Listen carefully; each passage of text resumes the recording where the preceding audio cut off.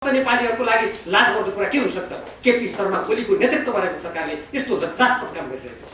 लज्जास्पद होइन, एउटा कुनै देशले दिने सहयोगको बारेमा विज्ञापन गरेर प्रशंसा गर्ने कुरा, यो भन्दा देशभक्त नेपालीहरूको लागि लाजमर्दो कुरा के हुन सक्छ? केपी शर्मा ओलीको नेतृत्वमा रहेको सरकारले यस्तो लज्जास्पद काम गरिरहेको छ। हामी नेपालीको शिर निहुराउने काम उहाँले गरिरहनु भएको छैन। र अमेरिकाले दिने पैसा जुन छ, त्यो पैसामा यहाँ जुन ब्याज आउँछ, त्यो ब्याज पनि अमेरिका पठाउनु पर्ने। यदि त्यो द्विपक्षीय विकास सम्बन्धी त्यो सम्झौता हो, त्यो कुनै अन्तर्राष्ट्रिय कानुन हो र होइन नि। अनि त्यसलाई प्रतिनिधि सभामा अर्थात् संसदबाट पारित गराउनु पर्ने किन आवश्यकता पर्यो? किनभने नेपालको संविधान भन्दा पनि माथि त्यसलाई बनाउनुको लागि र भविष्यमा हुने अमेरिकी कानुन पनि नेपालले मान्नुपर्ने बाध्यता। भोलि नेपालको संविधान र सार्वभौम सत्ता सीमित हुनेछ, त्यो एमसीसीबाट सञ्चालित हुनुहुन्छ भने अमेरिकाको कानुन आयो भने पनि हामीले मान्नुपर्ने। जसरी अमेरिकालाई मेरो देश मेरो राष्ट्रिय हित भन्ने अधिकार छ, नेपाल र नेपाली जनतालाई पनि मेरो नेपाल र मेरो नेपालीको राष्ट्रिय हित भन्ने अधिकार छ।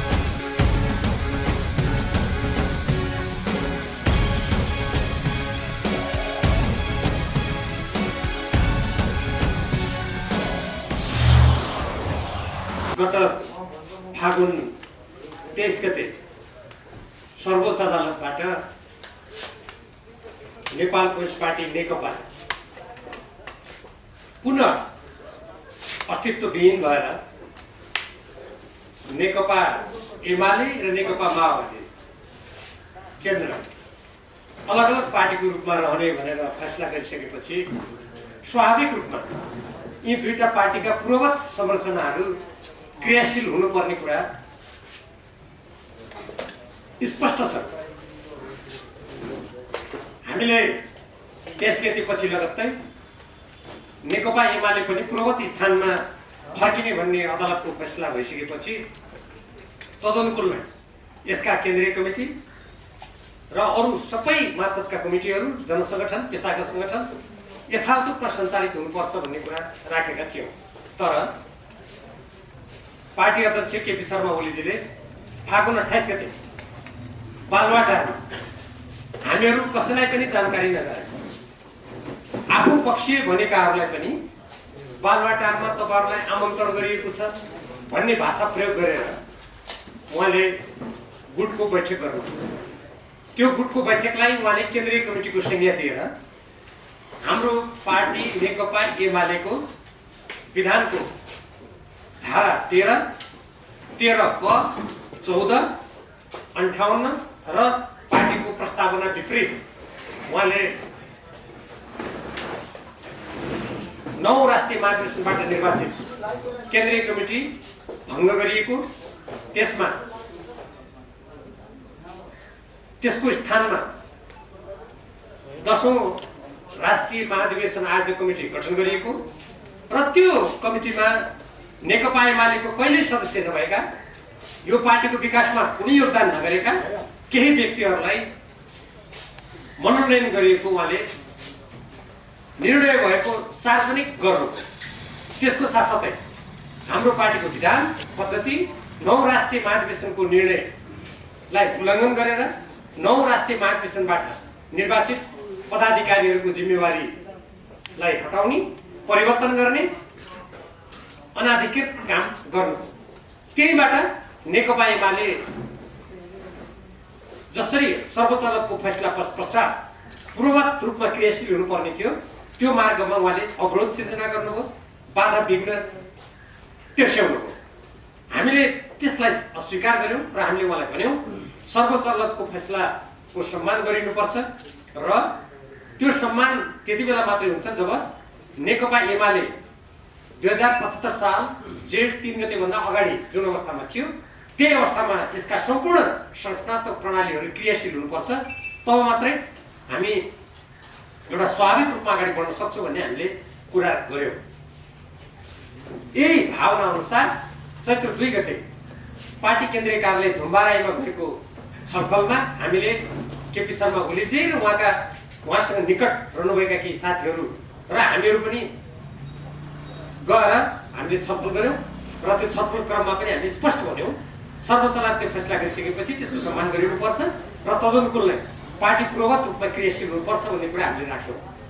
उहाँले त्यो कुरा मान्नु भएन। हामीले तिनीहरू उहाँलाई भनेका थियौँ, यदि तपाईँले मान्नु भएन भने यो पार्टीको विधानको रक्षाको लागि, यसको कार्यक्रम नीति सिद्धान्त र प्रणालीको रक्षाको लागि हामीले देशभरिका नेकपा एमालेका इमानदार कार्यकर्ता र नेताहरूलाई राष्ट्रिय भेलामा आमन्त्रण गरेर यसबारेमा छलफल गर्नुपर्ने आवश्यकता हुन्छ। किनभने कुनै पनि राजनीतिक दल वा कुनै पनि संस्था यो कानुनी शासनमा निश्चित विधानबाट सञ्चालित हुन्छ, कानुनका मर्यादाबाट सञ्चालित हुन्छ, कानुन मिच्ने, पार्टी विधानका व्यवस्थाहरू मिच्ने त्यस्तो किसिमको स्वेच्छाचारी र अराजक क्रियाकलापलाई प्रश्रय दियो भने कुनै पनि पार्टी पनि चल्न सक्दैन, संस्था पनि चल्न सक्दैन, देश नै अराजकताको दिशातर्फ जान्छ भनेर हामीले भन्यौँ। तर उहाँले हाम्रो त्यो कुरा स्वीकार गर्नु भएन। फलस्वरूप हामीले त्यसपछि 4 र 5 गते चैत्र 4 र 5 गते हामीले राष्ट्रिय कार्यकर्ता भेला गऱ्यौँ र त्यो राष्ट्रिय कार्यकर्ता भेलाबाट हामीले 9 राष्ट्रिय महाधिवेशनका उद्देश्य, सिद्धान्त, नीति, विधानको प्रतिरक्षा गर्नको लागि विशेष प्रस्ताव पारित गऱ्यौँ र देशव्यापी रूपमा सर्वोच्च अदालतको फैसला बमोजिम नेकपा एमालेका पूर्ववत कमिटीहरूलाई क्रियाशील गराउने उद्देश्यका साथ हामी अहिलेसम्म हजारौं नेता र कार्यकर्ताहरू देशव्यापी रूपमा सक्रिय रहेका छौँ। हामीले जब पार्टी विधानको रक्षाको लागि 9 राष्ट्रिय महाधिवेशनको नीति सिद्धान्त कार्यक्रम रक्षाको लागि यो पाइला चालिसकेपछि केपी शर्मा ओलीजीले पुनः उहाँले आफ्नो गुटको बैठक गरेर र हाम्रो पार्टीको विधान बमोजिम, मैले अघि नै भने विधानको धारा 13 बमोजिम राष्ट्रिय महाधिवेशन केन्द्रीय कमिटीले प्रत्येक 5 वर्षमा आयोजना गर्नेछ भन्ने प्रावधानको विपरीत उहाँले जुन आयोजक कमिटी बनाउनु भएको छ त्यो आयोजक कमिटी अवैध हुन्छ। पार्टीको विधान बमोजिम 9 राष्ट्रिय महाधिवेशनको मार्गनिर्देशन र नीतिको कसीमा त्यसलाई राख्दा त्यो अवैध हुन्छ। त्यस्तो अवैध कमिटीको उहाँ अध्यक्ष हुनुहुन्छ भने उहाँ पनि अवैध हुनुहुन्छ। अनि अवैध कमिटी, अवैध अध्यक्षले गरेका सम्पूर्ण निर्णयहरू अवैध हुने कुरा त स्वतः स्पष्ट छ। हामीले यस्तो अवैध बाटोमा नजानुहोस्। देशको प्रधानमन्त्री भएर कानुनी शासनको सम्मान गर्नुपर्ने, कानुनको मर्यादाको रक्षा गर्नुपर्ने र पार्टी अध्यक्षको हैसियतबाट पार्टीभित्र उत्पन्न दुर्गन्धलाई व्यवस्थापन गर्ने, राष्ट्रलाई एकताबद्ध गर्ने, पार्टीलाई एकताबद्ध गर्ने, संविधानको रक्षा गर्नुपर्नेमा नेपालको संविधान मिचेर प्रतिनिधि सभा विघटन गरेर असंवैधानिक काम गर्ने जुन सर्वोच्च अदालतले पुष्टि गरिसकेका छ, अनि पार्टीको विधान मिचेर स्वेच्छाचारी किसिमले काम गर्ने कुराले देशको राजनीति पनि अस्थिर हुन्छ, राजनीतिक दलहरू पनि अस्थिर हुन्छन्, अराजकता आउँछ, अनुशासनहीनता बढ्छ भनेर हामीले उहाँलाई भन्यौँ। उहाँले त्यो कुरा सुन्नु भएन। त्यो कुरा सुन्नुको सट्टा उहाँले त्यसपछि हामीलाई कथित स्पष्टीकरण सोध्नुभयो। पहिले पार्टी अध्यक्षको हैसियतले हामीले त्यसलाई स्पष्टीकरणको जवाब नदिएर उहाँलाई नै नेपाली जनता र नेकपा एमालेका कार्यकर्ता र नेताहरूको तर्फबाट कतिपय कुराहरू स्पष्ट पार्नुको लागि उहाँलाई आग्रह गर्यौँ। उहाँले त्यसलाई सार्वजनिक रूपमा स्पष्ट अहिलेसम्म गर्नुभएको छैन। त्यसपछि केही समय अगाडि उहाँले फेरि हामी प्रतिनिधि सभाका सदस्यहरू र अरू केही साथीहरूलाई उहाँले नेकपा एमाले संसदीय दलको नेताको हैसियतबाट कथित स्पष्टीकरण सोध्नुभयो।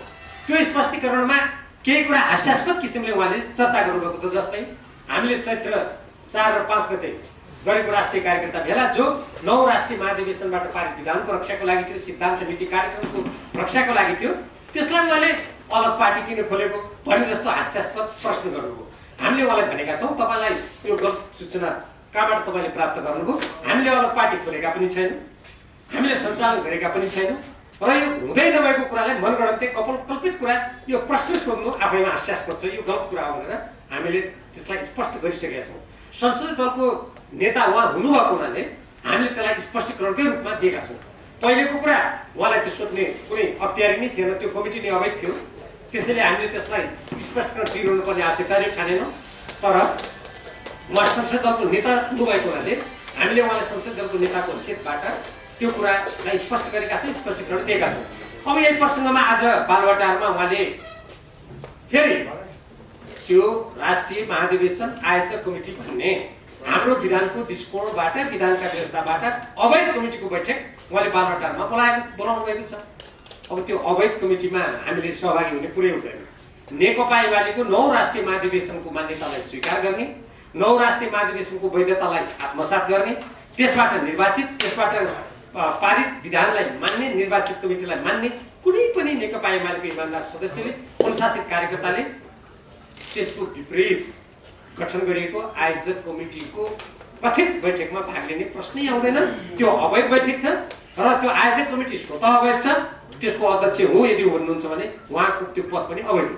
त्यसैले हामीले त्यसमा सहभागिता जनाउने कुरालाई अस्वीकार गरेका छौँ। अब जहाँसम्म यो स्पष्टीकरणबाट सांसद पद जाने वा नजाने भन्ने प्रसङ्ग छ, पहिलो कुरा त कुनै व्यक्तिले भन्दैमा कसैको पद गइहाल्दैन, त्यहाँ कानुनका प्रावधान छन्, व्यवस्था छ। जस्तै उदाहरणको लागि कुनै एउटा पार्टीमा आबद्ध सांसदले छुट्टै पार्टी खोलेको सूचना दिएमा वा पार्टी परित्याग गरेको सूचना दिएमा वा कुनै राष्ट्रिय महत्त्वका विषयमा पार्टीबाट संसदमा मतदान गर्नु भनेर दिएको निर्देशन, जसलाई अङ्ग्रेजीमा व्हिप भनिन्छ, त्यसको उल्लङ्घन गरेमा मात्रै सांसदको पद जाने वा सम्बन्धित सदस्य पदमुक्त हुने व्यवस्था छ। हामीले त्यो कुनै पनि काम गरेका छैनौँ। अनि यत्तिकै हल्ला गरेर कार्यकर्तालाई तर्साउने, धम्क्याउने र एउटा लोकतन्त्रमा विश्वास गर्ने पार्टीको नेताको हैसियतले गर्नै नहुने काम उहाँहरूले गरिरहनु भएको छ। तर हामी त्यस्तो धम्कीबाट र त्यस्तो गैर कानुनी र पार्टीको विधान विपरीतको कामबाट हामी कुनै त्यसबाट हामी चिन्तित या विचलित हुने भन्ने कुरै छैन। र देशको सामाजिक परिवर्तनको लागि, देशको स्वाधीनता, स्वतन्त्रता, अखण्डता र देशको स्वाभिमान समृद्धिको लागि कटिबद्ध हिजोदेखि निरङ्कुश व्यवस्थाका अनेकौं चरणहरूमा विभिन्न दमन यातनाका श्रृङ्खलाहरू पार गरेर यहाँ आएका हामी व्यक्तिहरू त्यो कुनै व्यक्तिका यस्ता प्रकारका क्रियाकलापबाट हामी रत्ती भर पनि किञ्चित पनि विचलित हुने र त्यसबाट हामी चिन्तित हुने कुरै आएन। यद्यपि हामीले गत संविधान सभामा दुई पटक संविधान सभाको निर्वाचन गरेर जसरी नेपालको संविधान बनायौँ, हामीले नाकाबन्दीको सामना गर्नु पर्यो। हाम्रा देशका लिम्पियाधुरा, लिपुरे, कालापानीमा आज पनि अतिक्रमण भइरहेको छ, हाम्रा सिमाना मिचिएका छन्।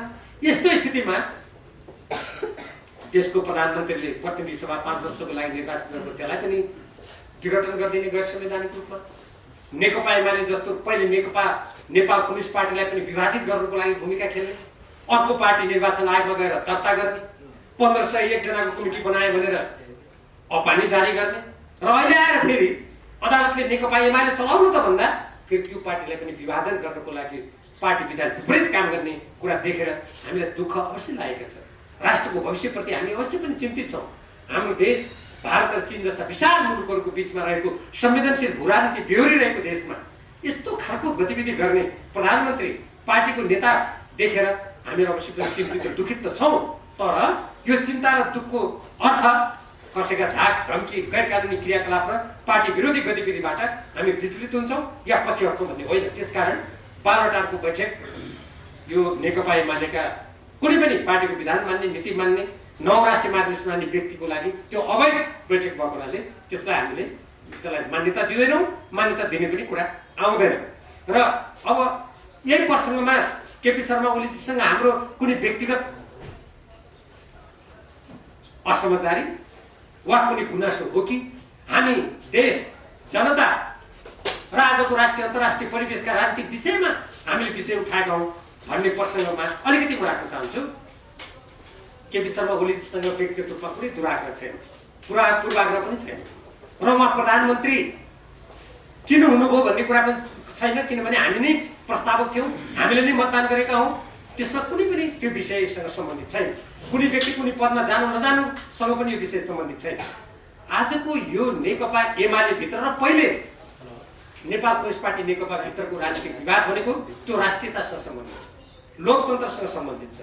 नेपाली जनताले यत्रो ठुलो त्याग, तपस्या, बलिदान गरेर ल्याएको नेपालको संविधानको रक्षासँग सम्बन्धित छ, लोकतान्त्रिक मान्यताको रक्षा र सुरक्षासँग सम्बन्धित छ। यी विषयहरूमा जस्तै उदाहरणको रूपमा केपी शर्मा ओलीजीले, यहाँहरूलाई थाहा छ, पहिले एसिया प्रशान्त क्षेत्र सम्मेलनको नाममा उहाँले जसरी नेपालको संस्कृतिमाथि प्रहार गर्नको लागि आफै अग्रसर भएर उहाँले काम गर्नुभयो।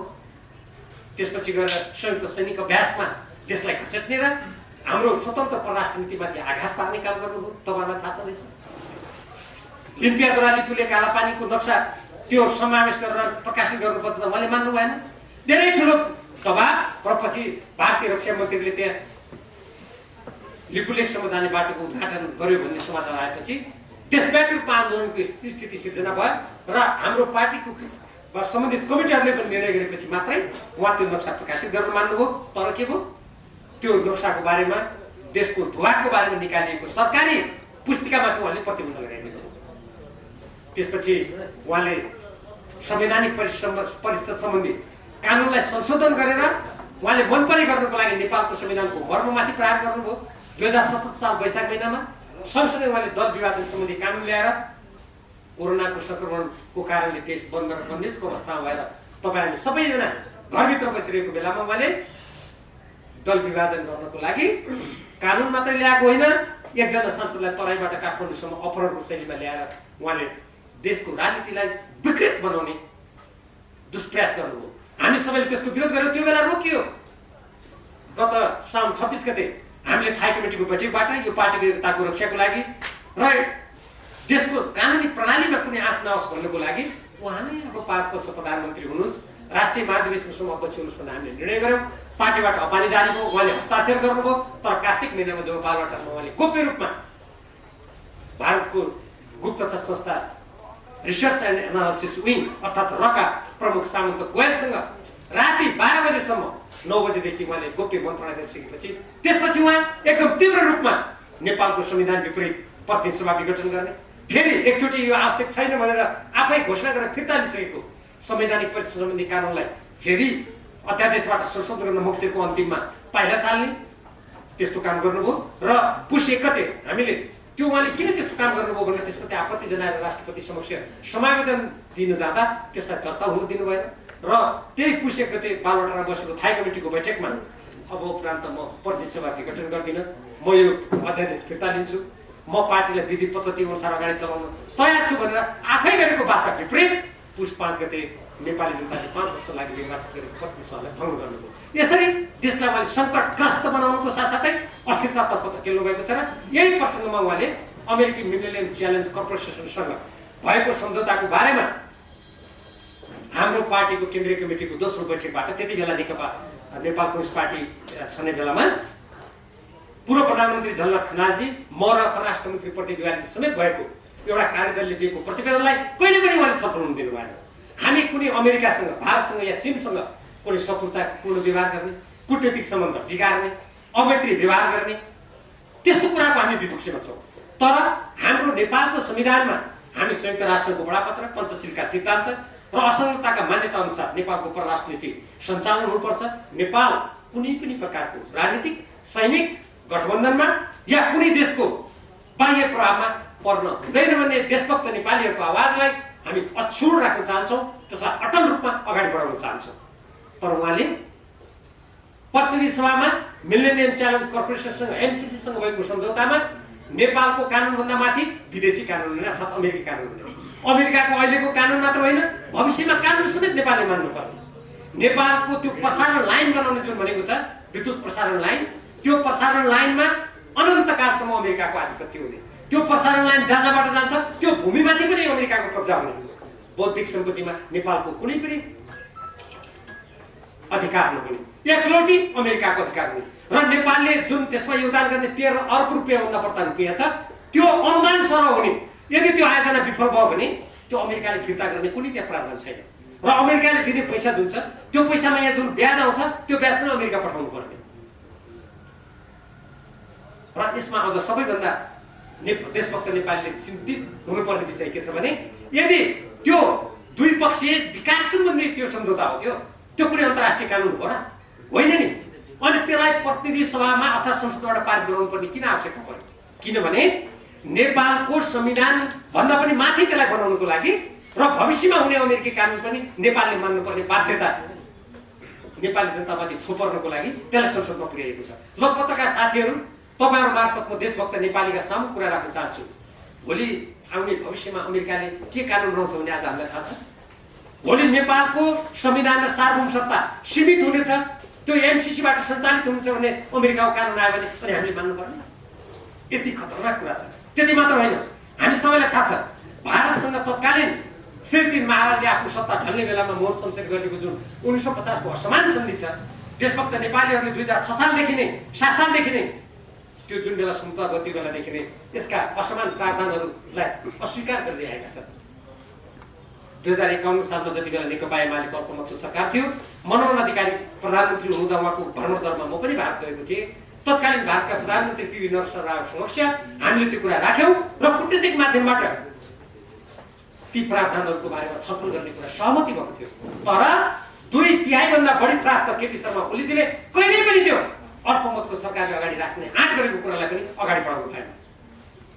प्रबुद्ध व्यक्ति समूहको प्रतिवेदन आजसम्म भारतले बुझेको छैन। उहाँ चुक्क बोल्नु सुन्नु भएको छ। अब यदि मिलेनियम एमसीसीसँगको सम्झौतालाई संसदबाट अनुमोदन गरियो भने 1950 का ती असमान प्रावधानहरू जस्तो भारतीयहरूले नेपालमा आएर असीमित रूपमा जग्गा किन्न पाउने भन्ने कुरा नेपालको कानुनबाट अहिले बन्देज लगाइएको छ। तर यो मिलेनियम च्यालेन्ज कर्पोरेसन सँगको सम्झौतालाई अनुमोदन गरियो भने 1950 का ती असमान सबै प्रावधानहरू सक्रिय हुनेछन्। एमसीसी अनुमोदन गरेको कुरा नजिकको रूपमा स्थापित हुनेछ। अनि हामी नेपाली कहाँ रहनेछौँ? कवि माधव कविवर राष्ट्रकवि माधव घिमिरेको त्यो कविताको स्मरण, त्यो गीतको स्मरण गर्नुपर्ने हुन्छ। त्यसपछि चुलिन्छ कहाँ उचाइ हाम्रो हिमालय नरहे, रहौँला कहाँ नेपाली हामी नेपालै नरहे। नेपालको धरती भूमि अर्काको उपजामा गयो भने के आज तपाईँ पत्रकार साथीहरू हामी देशभक्त नेपालीहरू हामी नेपाली हौँ भनेर आफ्नो पेसा पेसाबाहेक गर्न पाउँछौँ? त्यस कारणले हामीले यी अरू यी लगायतका थुप्रै प्रावधानहरू पनि छन्। मैले छोटकरीमा तपाईँहरूलाई भने यी प्रावधानहरू नेपालको हितमा संशोधन गरिनुपर्छ, हटाइनुपर्छ भन्ने हाम्रो भनाइ। यदि कुनै देशले निस्वार्थ ढङ्गले अनुदान दिन्छ भने रेडियोमा नेपाली जनताले तिरेको राजस्व तिरेर राजस्व खर्च गरेर फलानु देशले दिने सहयोग राम्रो हो, तिमीले जागिर पाउँछौ, तिमी इन्जिनियर रहेछौ भनेर प्रचार गर्ने यो कुरा लज्जास्पद होइन। एउटा कुनै देशले दिने सहयोगको बारेमा विज्ञापन गरेर प्रशंसा गर्ने कुरा योभन्दा देशभक्त नेपालीहरूको लागि लाजमर्दो कुरा के हुन सक्छ? केपी शर्मा ओलीको नेतृत्व गरेको सरकारले यस्तो लज्जास्पद काम गरिरहेको छ।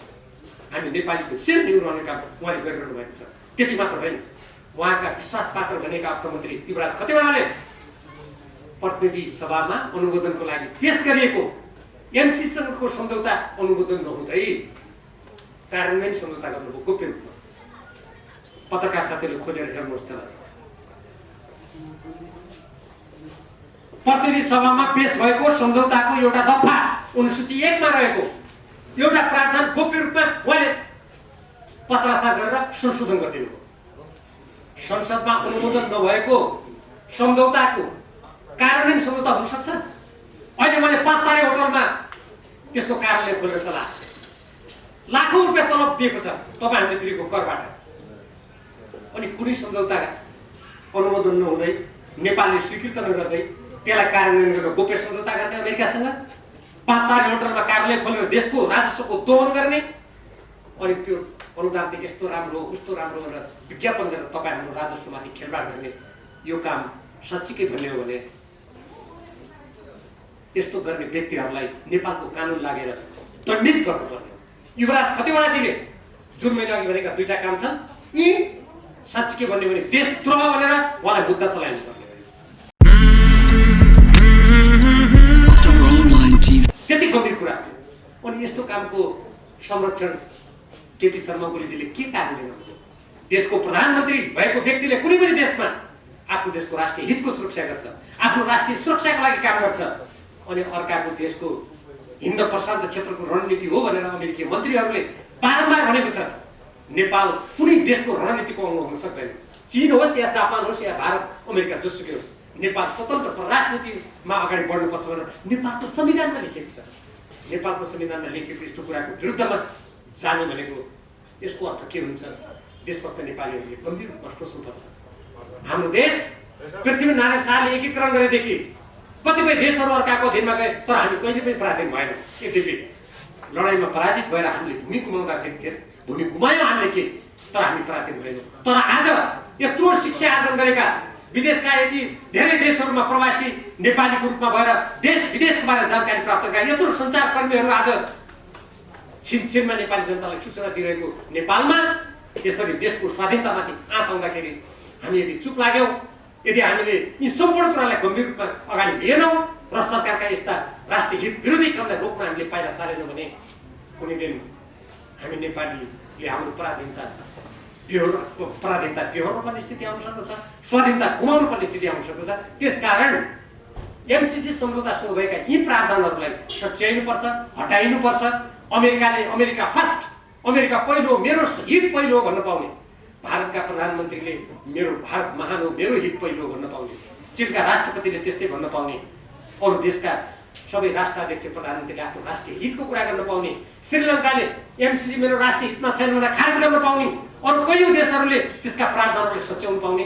अनि नेपालमा यदि नेपालको राष्ट्रिय हितको कुरा गर्छ भने हाम्रो कानुनसँग नमिलेको, हाम्रो राष्ट्रको संविधानसँग नमिल्ने, हाम्रो परराष्ट्र नीतिसँग नमिल्ने, हाम्रो देशभक्तिसँग नमिल्ने, हाम्रो राष्ट्रिय हितमा आँचाउने कुरा सोच्यौँ। अमेरिकाले ती सोच्याएर निस्वार्थ ढङ्गले सहयोग दिन्छ भने हामी त्यो लिन तयार छौँ भन्दा अनि हामी अमेरिका विरोधी हुने, अनि हामीले चाहिँ विकास हुन नदिएको भनेर आरोप लगाउने। जहाँसम्म विकासको कुरा छ, आज तपाईँ बुढी गण्डकीमा हेर्नुहोस्, तपाईँ हामीले चढ्ने हाम्रा सवारी साधनमा कर तिरेर अर्बौं रुपियाँ त्यहाँ छ, त्यो किन खर्च गरे विकास? एउटै एनसिएलले 74 अर्ब रुपियाँ कर तिरेको छैन, आज वासिङटनमा मुद्दा परेको छ। त्यसमा केपी शर्मा ओलीजी किन बोल्नु? एमसीसीबाट जम्मा जम्मी हामीले 55 अर्ब रुपियाँ, त्यो 55 अर्ब रुपियाँको पनि 36% रकम त्यो विकासमा खर्च हुनेवाला छैन। त्यो कहाँ खर्च हुनेछ भनेर त्यसको त्यो कार्यक्रममा लेखिनै छैन। मान्नुहोस् वर्षमा सालाखाला 10 अर्ब आयो भने त्यो 10 अर्बको 5 अर्ब पनि विकासमा खर्च हुनेवाला छैन। अनि हाम्रो मातृभूमि नेपाललाई कसैको वार्षिक 5 अर्ब रुपियाँमा त्यसको स्वाधीनतालाई हामी बेच्न सक्छौँ? त्यो भनेको आफ्नै आमाको इज्जतलाई म सुनको सिंहासनमा बस्छु लुटे हुन्छ भने सरल हुन्छ। कुनै पनि देशभक्त नेपालीको लागि त्यस कारण यो कुरा मान्य हुन सक्दैन। यसको विरुद्धमा देशव्यापी रूपमा देशभक्त नेपालीले अघि बढ्नु पर्छ। म हाम्रो मित्र राष्ट्र अमेरिकालाई पनि भन्न चाहन्छु, हामी अमेरिकासँग सुमधुर सम्बन्ध कायम गर्न चाहन्छौँ, तर देश ठुलो हुन सक्दछ, सानो हुन सक्दछ, शक्तिशाली हुन सक्दछ, सैनिक दृष्टिकोणले कमजोर हुन सक्दछ, तर उसको गौरव, उसको सार्वभौमसत्ता सानो ठुलो हुन सक्दैन। जसरी अमेरिकालाई मेरो देश, मेरो राष्ट्रिय हित भन्ने अधिकार छ, नेपाल र नेपाली जनतालाई पनि मेरो नेपाल र मेरो नेपालीको राष्ट्रिय हित भन्ने अधिकार छ। त्यसैले यो कुनै देशप्रतिको दुर्भाव पनि होइन, यो विकासमा बाधा पुर्याउन खोजेको पनि होइन। यो खोजेको के हो त? नेपालको संविधान अनुसार हुनु पर्यो, नेपाली जनताको देशभक्तिको भावनामा ठेस लाग्ने हुनु भएन, नेपालको अस्मितामाथि आँच पुर्याउने हुनु भएन, नेपालमाथि कुनै बाह्य शक्तिले यहाँ चलखेल गरेर यो कसैको रणभूमि भएर भोलि अफगानिस्तान र सिरिया जस्तो स्थितिमा पुग्नु भएन। हाम्रो भनाइ त्यो हो र तत्कालीन नेपाल कम्युनिस्ट पार्टी नेकपाको केन्द्रीय कमिटीले यही कुरा भनेको थियो, कार्यदलले त्यही रिपोर्ट दिएको थियो, तर केपी शर्मा ओलीजीले यो प्रतिवेदनमा कहिले पनि छलफल गराउनु तयार हुनु भएन। त्यसकारण आज मेरो व्यक्तिगत भनाइ पनि के हो भने अमेरिकासँग सुमधुर सम्बन्ध कायम गर्नको लागि, अझ राम्रो सम्बन्ध बनाउनको लागि हामीले उठाएका यी कुराहरूलाई सच्याइनुपर्छ, हटाइनुपर्छ। यदि हटाइँदैन भने यो सम्झौता रद्द हुनुपर्छ। कुरा स्पष्ट छ। यति नै हो। र पत्रकार साथीहरू, यसबाहेक तपाईँहरूका कुनै प्रश्न छन् भने, तपाईँहरूका कुनै प्रसङ्ग छन् भने म त्यसलाई स्पष्ट पार्ने प्रयास गर्छु। त्यसको लागि म यहाँलाई हार्दिक आमन्त्रण गर्छु। धन्यवाद।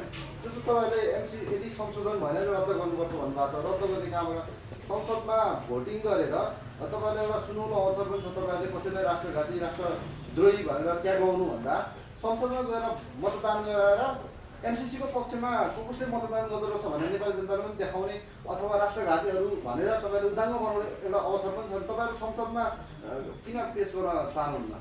होइन, हामीले किन चाहेनौँ भने सरकारले यसलाई पारित गर्नुपर्छ भन्ने प्रस्ताव ल्याइसकेपछि अनि बहुमत प्राप्त सरकारले पारित गर्ने भएन। अनि यो जनतालाई देखाउने कुरा महत्त्वपूर्ण हो कि राष्ट्रको हितमा नभएको कुरालाई रोक्ने कुरा महत्त्वपूर्ण हो? मलाई लाग्छ रोक्ने कुरा महत्त्वपूर्ण हो।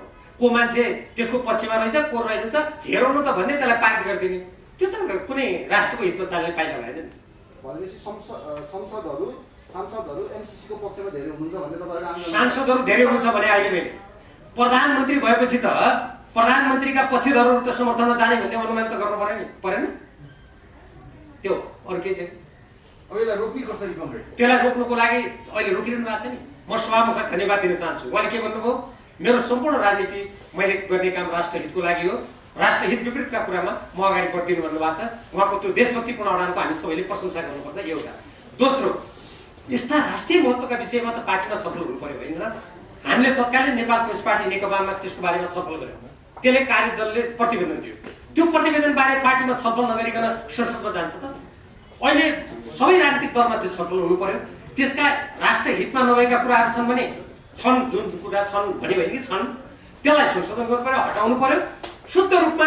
जसरी अरू देशबाट सहयोग आउँछ, अनि त्यो सहयोग सबै पार्टीले संसदमा गएर अनुमोदन हुने देख्नु भएको छ त?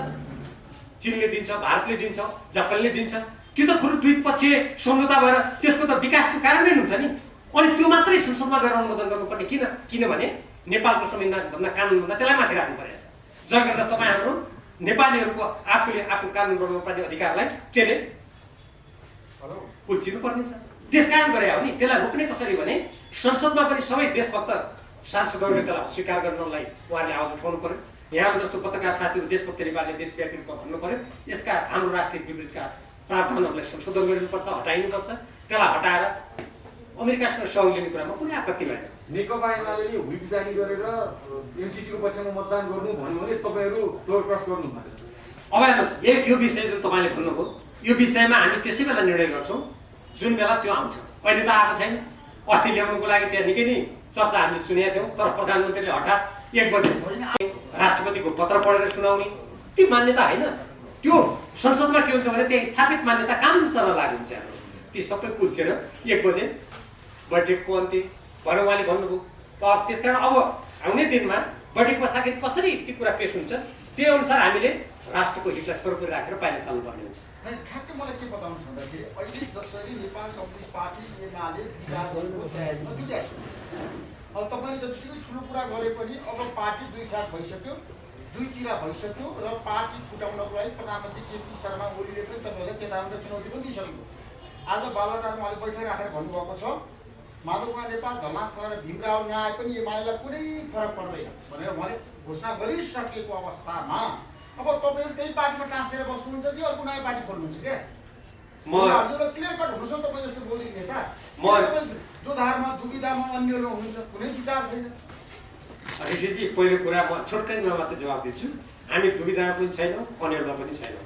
हामी त्यो पार्टीमा टाँसेका होइन, हामी त्यो पार्टीका निर्माता।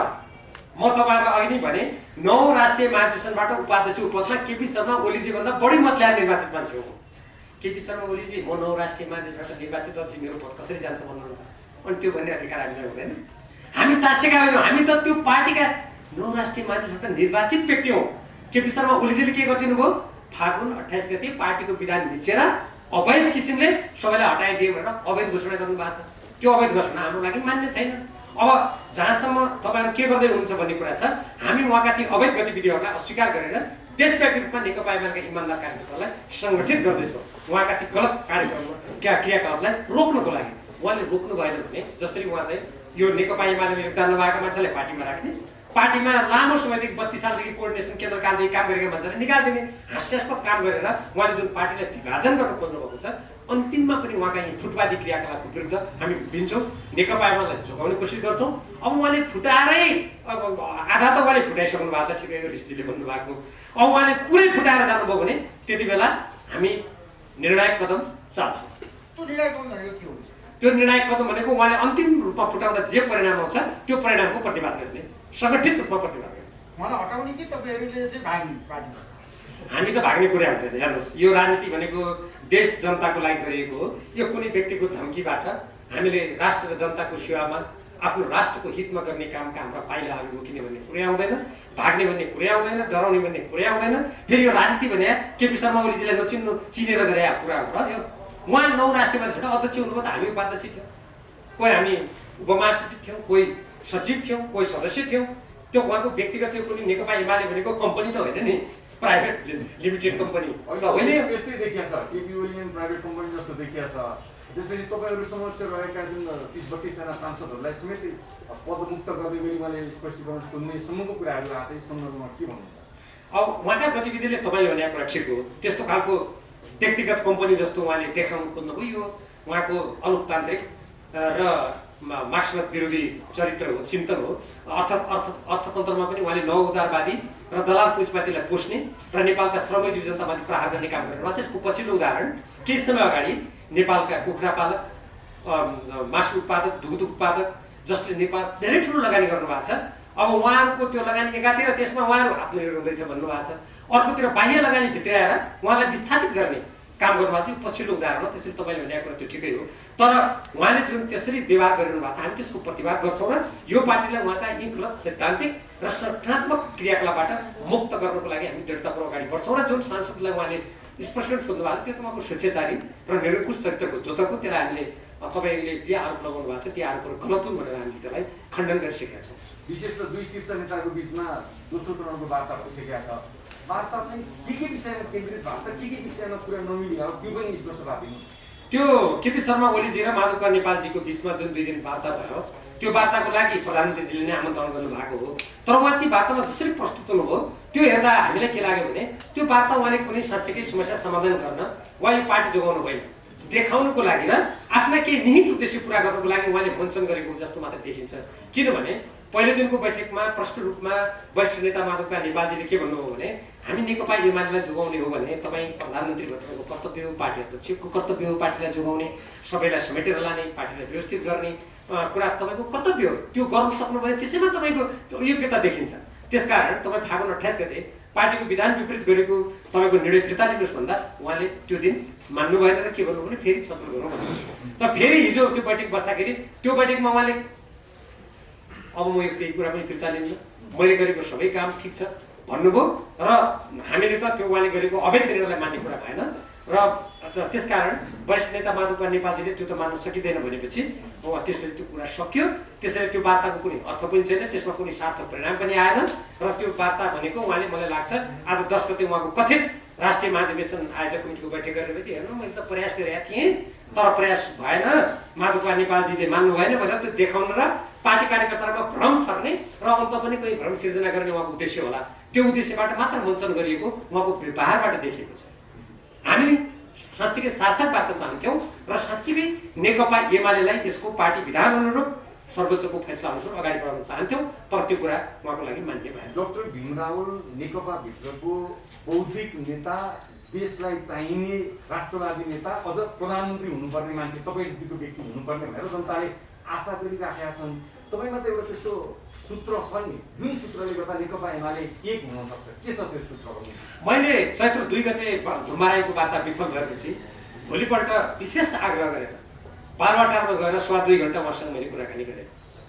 अब त्यो कुरा सबै विस्तृत रूपमा त यहाँ प्रस्तुत गर्न सम्भव छैन। मूलभूत रूपमा हाम्रो राष्ट्रको बृहत्तर हित, नेपाली जनताको लोकतन्त्र अधिकारको सुरक्षा, हाम्रो राष्ट्रिय स्वाधीनता स्वतन्त्रताको सुरक्षा र हामी आजको अन्तर्राष्ट्रिय संवेदनशील परिस्थितिमा नेपाललाई स्वाधीन राष्ट्रको रूपमा कसरी अगाडि बढाउनु र नेपाली जनताका आर्थिक विकास र समृद्धिका आकांक्षाहरू कसरी पुरा गर्ने भन्ने सन्दर्भमा मैले धेरै लामो कुरा गरेँ र मैले भने तपाईँले फागुन 28 गतिको निर्णय रद्द गर्नुहोस्, हामीहरू चैत्र 4 र 5 गति बोलाएको राष्ट्रिय कार्यकर्ता भेला स्थित गर्छु भने तर उहाँले मान्नु भएन। प्रयत्न धेरै गरियो तर उहाँमा एउटा यस्तो किसिमको प्रवृत्ति धेरै गहिरो गरी बढेको देखिन्छ जहाँ उहाँ म हुँ, मैले गर्नुपर्छ, मेरो स्वार्थ नै आज राष्ट्रको स्वार्थ हो, मैले जे गर्छु त्यो ठिक छ भन्ने अत्यन्त मार्क्सवाद विरोधी अलोकतान्त्रिक चरित्रले धेरै उहाँमा जरा गाडेको देखिन्छ। अब त्यो जरालाई निकाल्ने कुनै उपयुक्त औषधि अहिलेसम्म हामीले भेटिसकेका छैन। हाम्रो 28 को निर्णय फिर्ता भयो भने नेकपा एमाले मिल्छ, अरू त समस्या छैन। हामीले कुनै मागै गरेका छैनौँ, हामीले उहाँ प्रधानमन्त्रीबाट हट्नुहोस् पनि भनेका छैनौँ, पार्टी अध्यक्षबाट हट्नुहोस् पनि भनेका छैनौँ, हामीलाई कुनै पद चाहियो पनि भनेका छैनौँ। हामीले केवल के मात्र भनेका छौँ भने यो कानुनी शासनबाट देश चल्नुपर्ने परिस्थितिमा तपाईँ पनि पार्टीको विधानअनुसार चल्नुहोस्, नेकपा एमालेको सिद्धान्त नीतिलाई परित्याग नगर्नुहोस्, राष्ट्रको हितमा तपाईँ चिन्तन मनन गर्नुहोस् र आफ्ना व्यवहार र कार्यशैलीलाई पनि पार्टीको नीति निर्देशन राख्नुहोस् मात्रै हामीले भनेका छौँ। अब त्यो त्यसमा उहाँ तयार हुनुभयो भने त हाम्रो तर्फबाट कुनै समस्या नै छैन। ल धन्यवाद साथीहरू।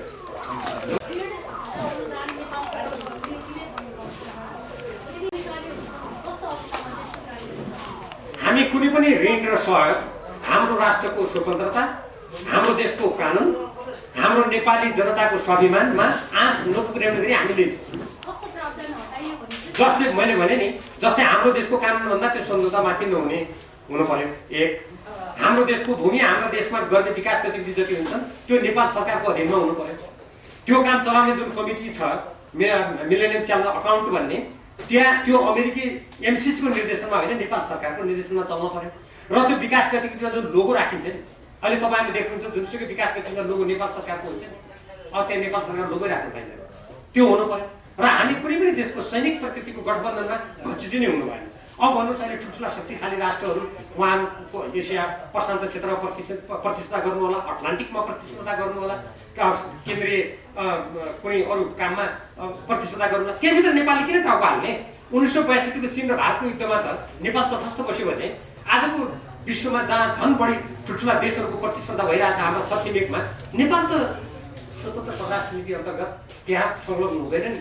त्यसरी त्यतातिर तानिने हुनु भएन। यी केही मूलभूत कुराहरू रहेनन् भने हामी अमेरिकासँग पनि समुद्र त यसै पनि छँदैछ, हामी सहयोग लिन तयार छौँ, अरू देशसँग पनि हामी सहयोग लिन तयार छौँ, तर हाम्रो देशमाथि शर्त थोपरेर हाम्रो देशको स्वतन्त्रता, स्वाधीनता, स्वाभिमान, हाम्रो देशको कानुन आफ्नो बारेमा आफै निर्णय गर्न पाउने अधिकार कुण्ठित भयो भने हाम्रो देशको स्वाधीनतामाथि नै आँच पुर्याउँछ। हामी नेपाली भएर स्वाभिमानका साथ बाँच्न पाउँदैनौँ। त्यस्तो खालको ऋण सहयोग हाम्रो लागि मान्य हुँदैन। धन्यवाद।